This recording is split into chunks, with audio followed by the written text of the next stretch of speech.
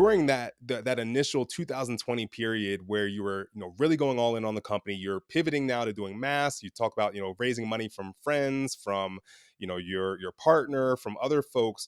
Like, what was that fundraising stress like, trying to raise money during COVID? Because I'll preface it by saying we also were raising money in the same time, and we had investors that were committed to us verbally, and we were kind of getting down to the final ends of things. And when the pandemic hit, people's portfolios took a hit, and so some people disappeared. Some Yep. people just were feeling uneasy about the media industry for us, but especially for someone who's in the travel apparel industry, there must have been a lot of pushback on somebody looking for money for something like that during that time.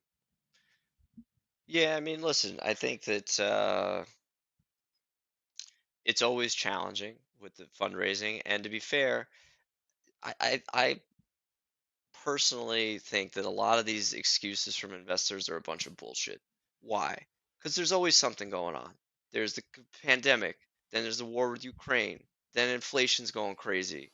Before that, it was something else. Like, there's never, when is a perfect time to give you money? Never. So if they're giving you excuses because they're full of shit and they're not going to give you money because they were never going to give you money.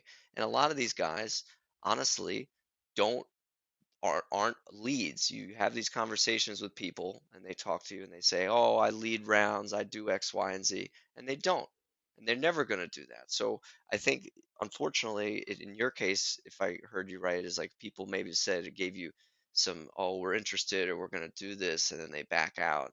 You know, I don't know. I personally think that that's was just an excuse for something that was never going to Mhm. happen. But to answer your direct question, we I think got it's all about getting to the right investor. It's I think when I did this, now I've done it 3 times, or I'm in the process of doing it for the third time. The first time was the quote unquote the easiest because we were so laser focused on what we needed, and we had a very specific ask with people who got it, that they came forward and gave us money. And this is exactly what I mean. In this opportunity with the face masks, which is really what they were giving me money for. They were giving me money to build the face mask business in a time when we knew that face masks were going to be huge. NxTSTOP was a part of that, but really what they're saying is like, we recognize, Brendan, that you have this opportunity for uh, this product right now when everybody in the world needs it. You guys have a first mover advantage, and you make one that's going to be sustainable and really good. So when we launched in early April, we were selling into back order tens of thousands of units on our own site. Amazon FBA came to us. Amazon FBA is fulfilled by Amazon. That's the Prime Okay. program. They came to us because they saw us in GQ and said, "Do you guys have inventory? We want to bring you into the Prime program, and we will move all blocks out of the way to get you launched as fast as possible." Uh, and then Kim and her friends found us a couple wholesale deals. So when I came to these investors, I said, "I've got all of this demand. I'm literally selling these things faster than I can make them. Amazon's bringing us in, and I've got wholesale orders for several $100,000. Give me money so I can ramp up." And the first people who gave me money were my friends. There were some friends who came involved and overnight wired me $50,000 to at least get things going. And we signed a convertible note. In the meantime, another friend introduced us to a big investment group in Europe. And in the span of like 7 days, I had a conversation. I showed them the demand. I showed them what our orders were. And they said, "We can do this for you." And, they actually wrote us $1 million loan for it. I only drew down 250,000 bucks, but it was so laser focused on like working capital because we have this demand, give us the money. And that was it. Um, I think what happens though at times is there's many investors where you come to them and it's not really their space, or you don't really have the demand yet. And even though they like all these venture capital guys, at least a lot of them want to tell you that they're venture, and they're not venture. You know what they are? They want to be growth capital. They want to be, "We know that you're far enough along, you're not going to lose our money," Yeah. capital. And that's not really venture capital. It's got to be a So little risk involved here.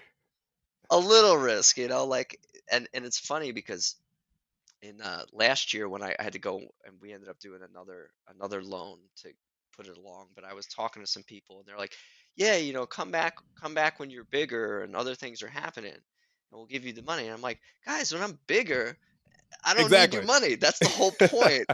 Like, if this was ultra successful and profitable, and I wouldn't need your damn money, but like, all right.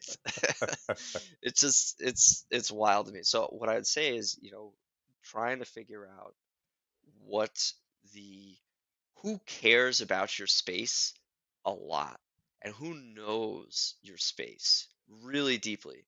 And we are, I think, each time going out there to do this, to find and focus on those few.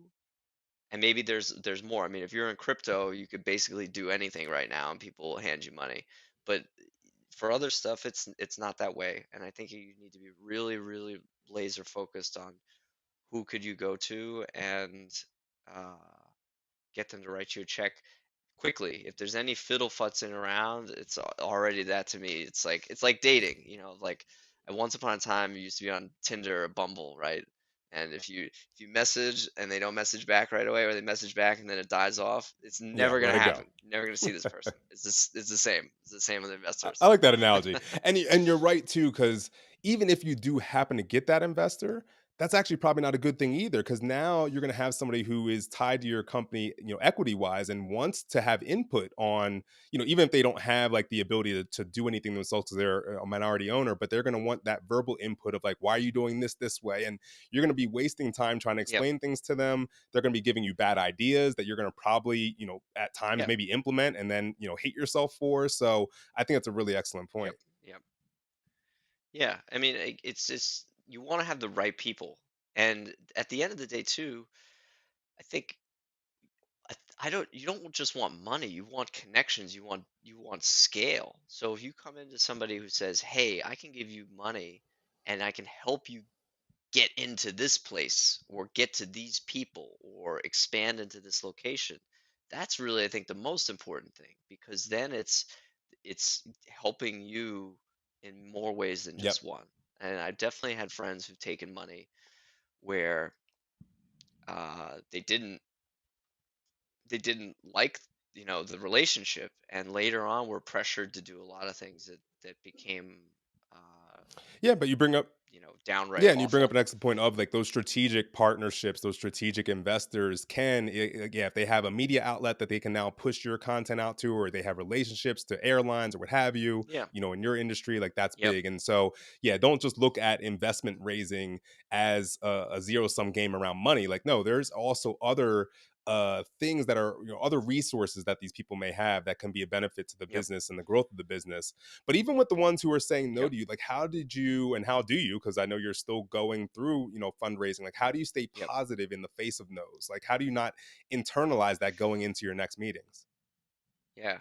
It's that's the big challenge, right? I think that's why the meditation is really important. And at the end of the day, for all entrepreneurs, you do this and you have to be ready for the fact that for the vast majority of the early part of the business, nobody's going to believe you. Nobody's going to believe you. Nobody's going to care. It's not going to go that well. And you have to really believe and feel deep down what it is you're embodying in your success. You need to not just say it, but you need to feel deep down passionately that you are successful. This is working. Not even this is going to work, that this worked already, past tense. And because of that, you are already successful and being grateful for it. But it is tough. I mean, yeah, when you hear no's from people, especially when you reach out to some investors where you think that they may be a great fit and they still give you excuses or say no or drag things along, it's definitely not pleasant.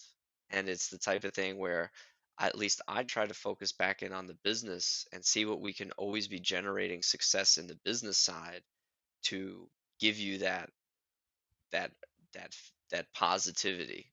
So, if you're out there talking to investors, I think at all times in the business you need to be trying to focus on your business to push it forward and make more money, be more successful, and then that success itself feeds into the other. I mean, if you start to get features in articles, or you land new customers, then you take that to these people and you show them, or better yet is you get PR and earned media and they see it, and then it makes your job easier. Hmm. And I think that the whole way that you stay positive is you try and put what energy you have.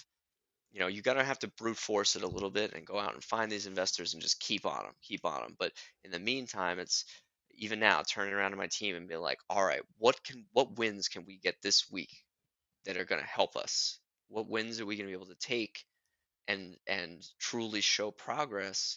And then that excitement and that growth is something that helps you in your conversations.